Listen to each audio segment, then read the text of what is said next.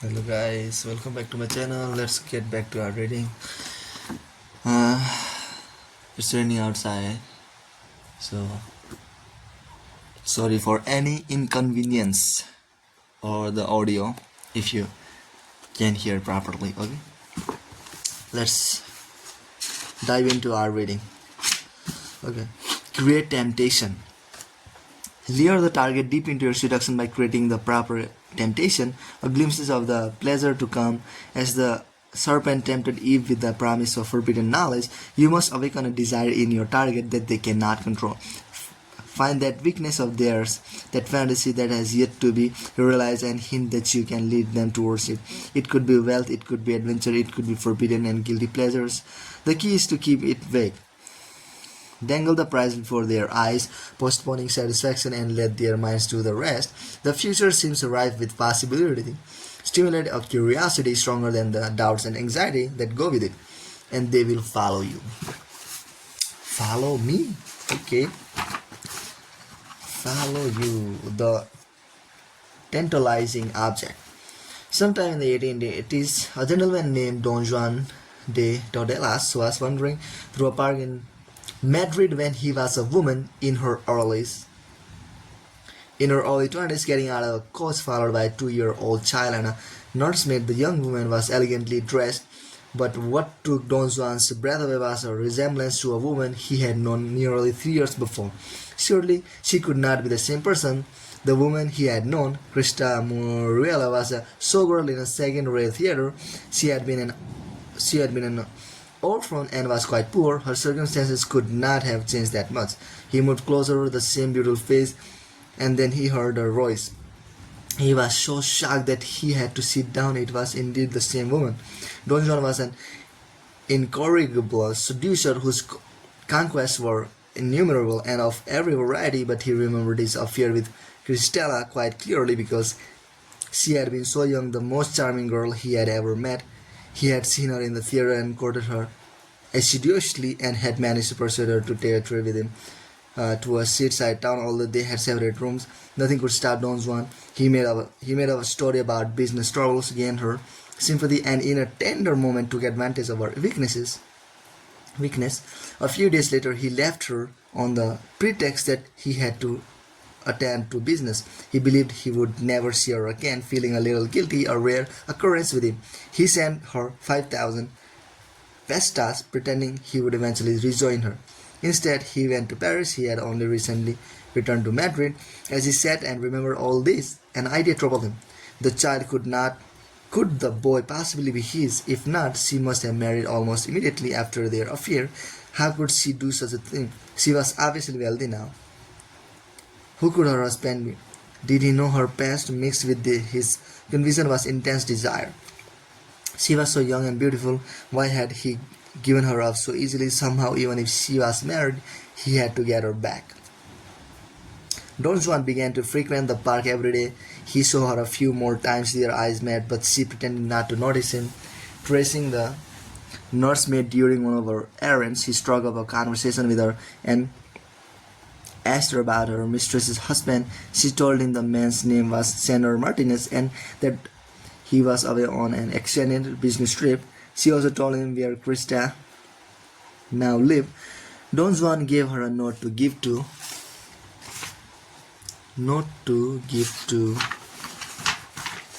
her mistress. Then he strolled by Krista's house, a beautiful palace. His worst suspicions were confirmed.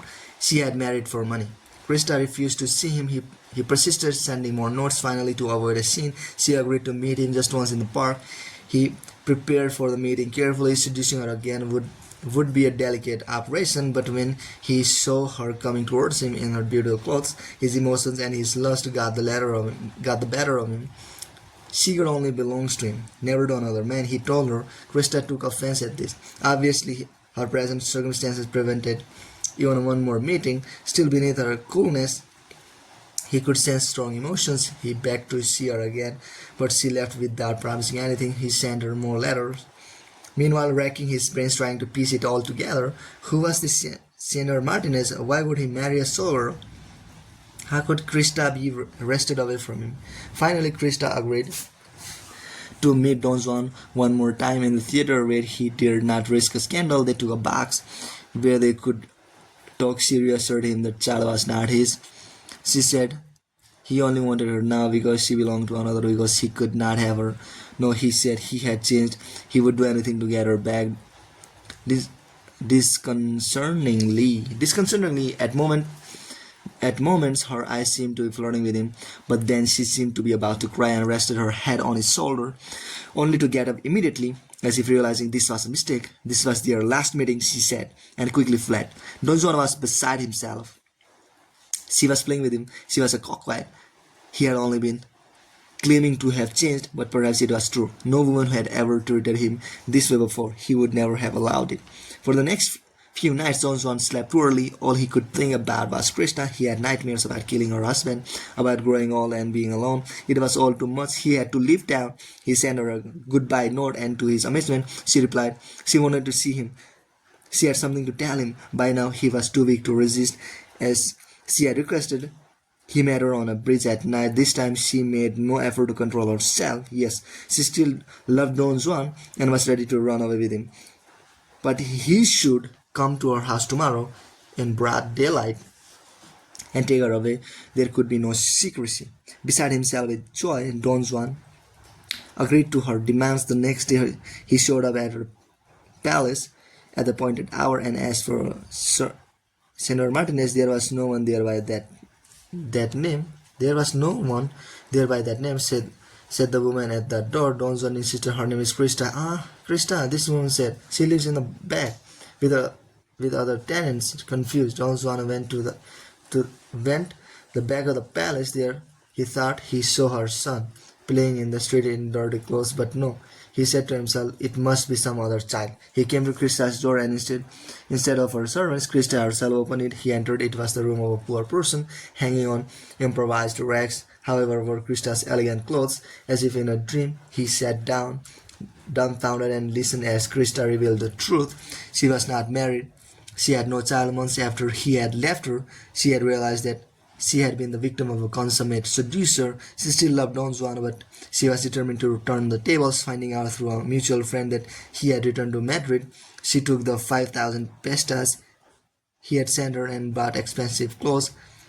She borrowed a neighbor's child, asked the neighbor's cousin to play the child's nursemaid, and rented a coach, all to create an elaborate fantasy that existed only in his mind. Krista did not even have to lie. She never actually said she was married or had a child. She knew that being unable to have her would make him want her more than ever. It was the only way to seduce a man like him. Overwhelmed by the lengths she had gone to and by the emotions she had so skillfully stirred in him, Don Juan forgave Krista and offered to marry her. To his surprise, and perhaps to his relief, she politely declined. The moment they married, she said, his eyes would wander elsewhere only if they stayed as they were. Could she maintain the upper hand? Don Juan had no choice but to agree. Interpretation. Krista and Don Juan are characters in the novel Dulce y Sabrosa, Sweet and Savory, in 1891, by the Spanish writer Jacinto Octavia Picon. Most of Picon's work deals with male seducers and their feminine victims, a subject he studied and knew much about. Abandoned by Don Juan and reflecting on his nature, Krista decided to kill two birds with one stone. She would get revenge and get him back. But now, could she lure such a man? The fruit once tasted, he no longer wanted it. What came easily to him or fell into his arms held no allure to him. What would tempt Don Juan into desiring Krista again, into pursuing her, was the sense that she was already taken, that she was forbidden fruit. That was his weakness. That was why he pursued virgins and married women. Women he was not supposed to have. To a man, she reasoned, the grass always seems greener somewhere else. She would make herself that distant, alluring object, just out of reach, tantalizing him, stirring up emotions he could not control. He knew how charming and desirable she had once been to him. The idea of possessing her again and the pleasure he imagined it would bring were too much for him. He swallowed the bait. Temptation is a twofold process. First, you are coquettish, flirtatious. You stimulate desire by promising pleasure and distraction from daily life. At the same time, you make it clear to your targets that they cannot have you, at least not right away. You are establishing a barrier, some kind of tension. And In days gone by, such barriers were easy to create by taking advantage of pre-existing social obstacles of class, race, marriage, religion. Today, the barriers have to be more psychological. Your heart is taken by someone else. You are really not interested in the target. Some secret holds you back. The timing is bad. You are not good enough for the other person.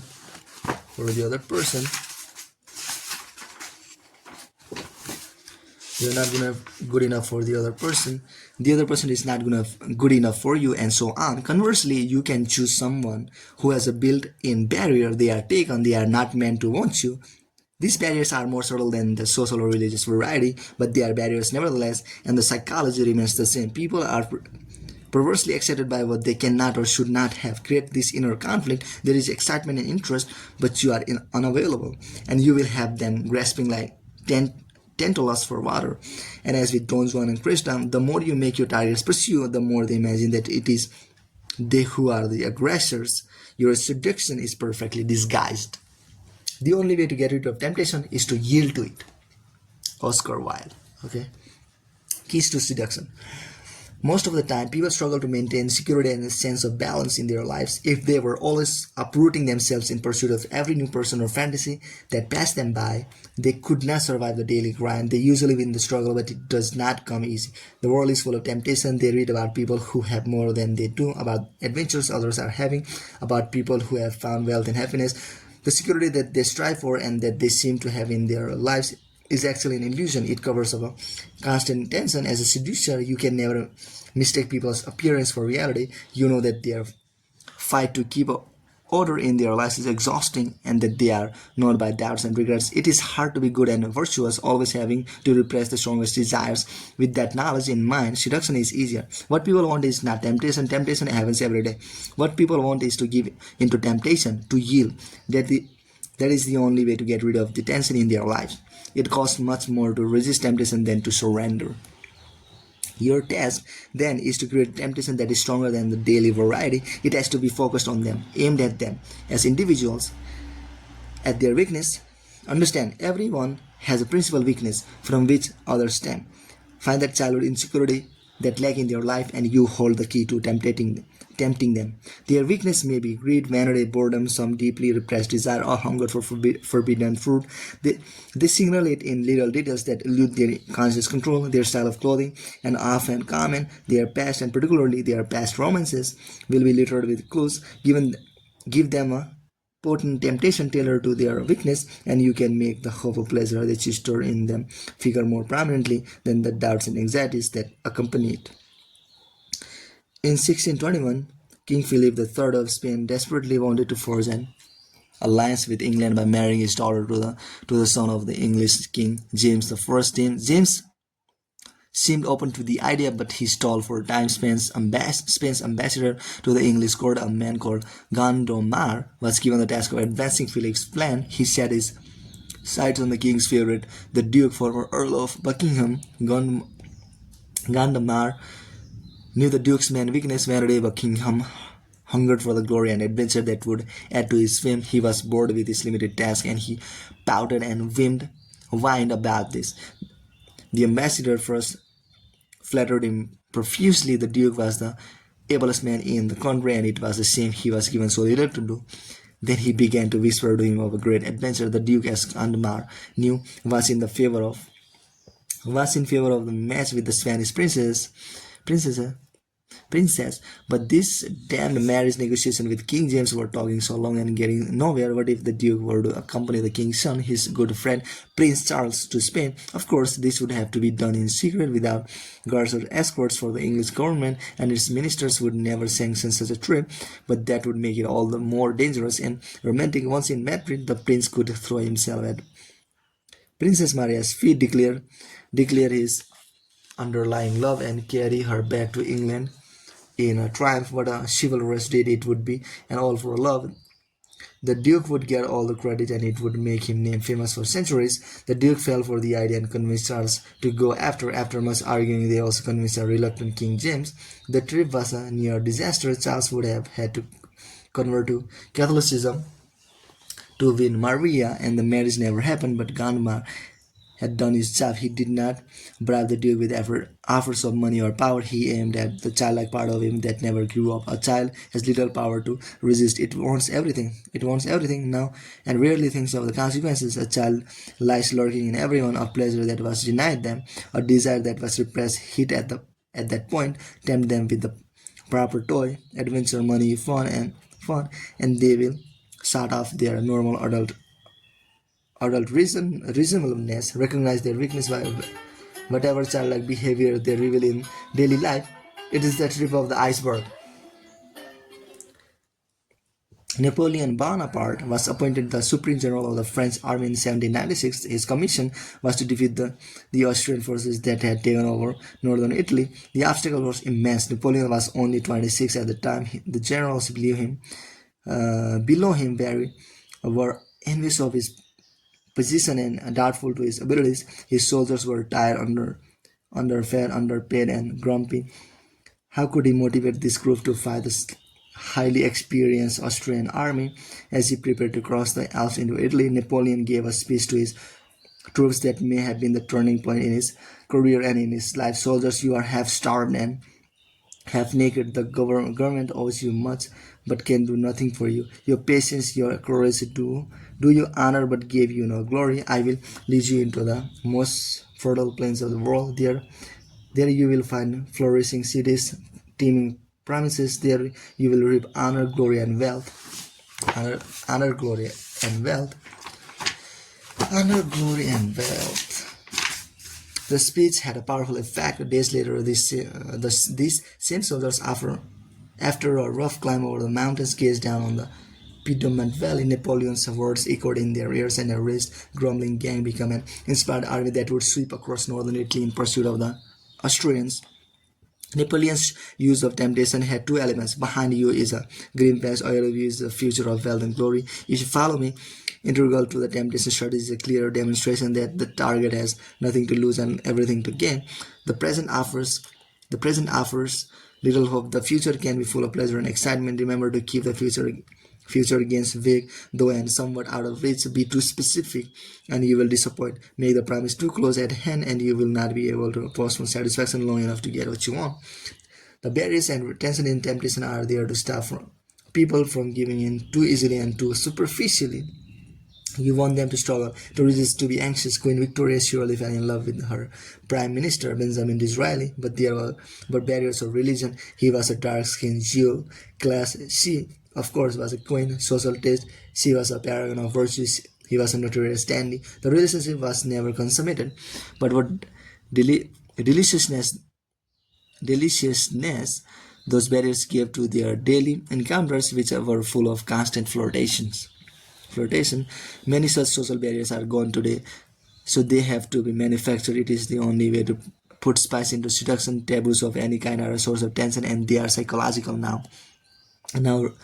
not religious. You are looking for some repressed, some secret desire that will make your victim squirm uncomfortably if you hit upon it, but will tempt them all the more. Search in their past.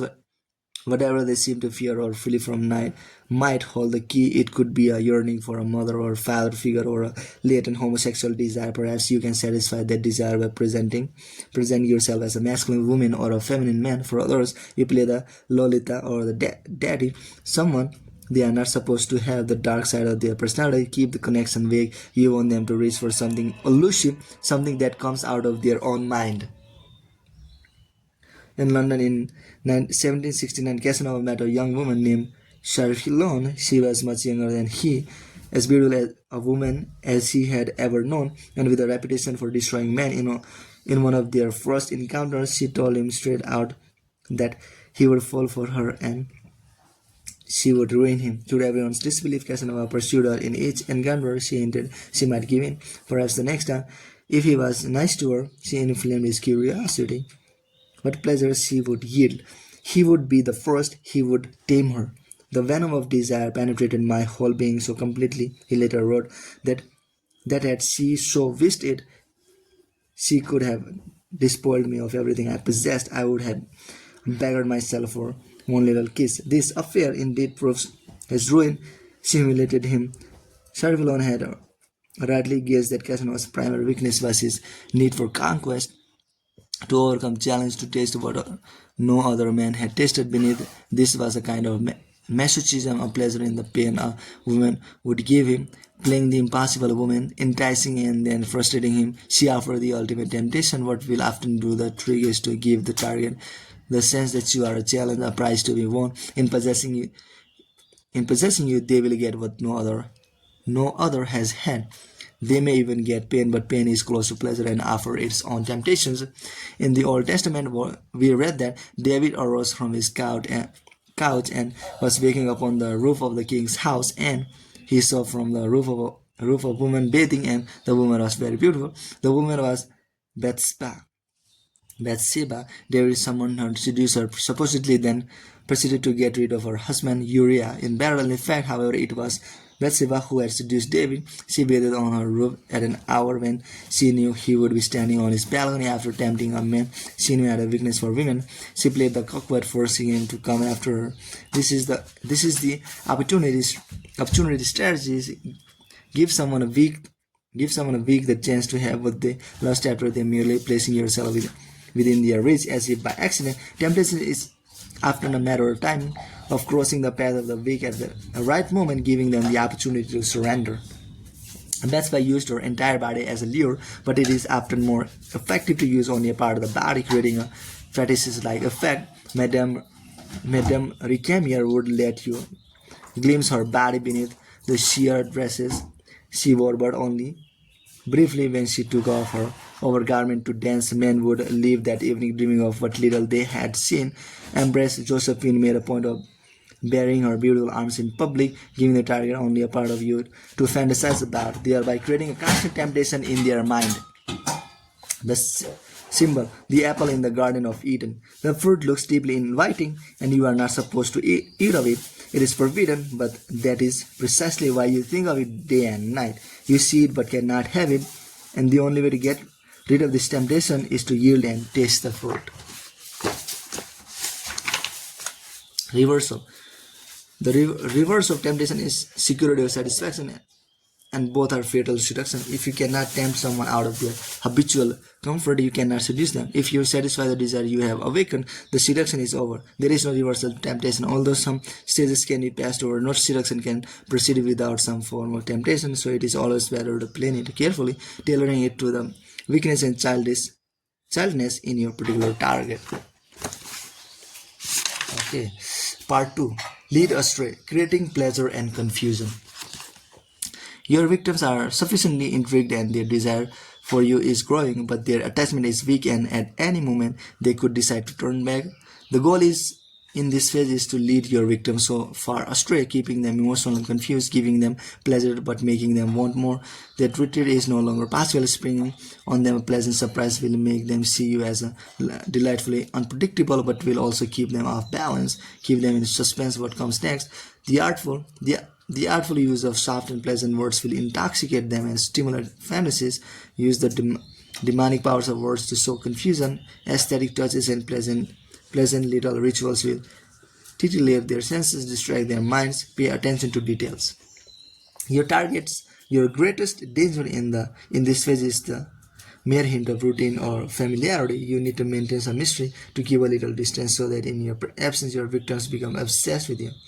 Poeticize your presence. They may realize they are falling for you, but they must never suspect how much of this has come from your manipulations. A well-timed display of your weakness, of how emotional you have become under their influence, will help cover your tracks.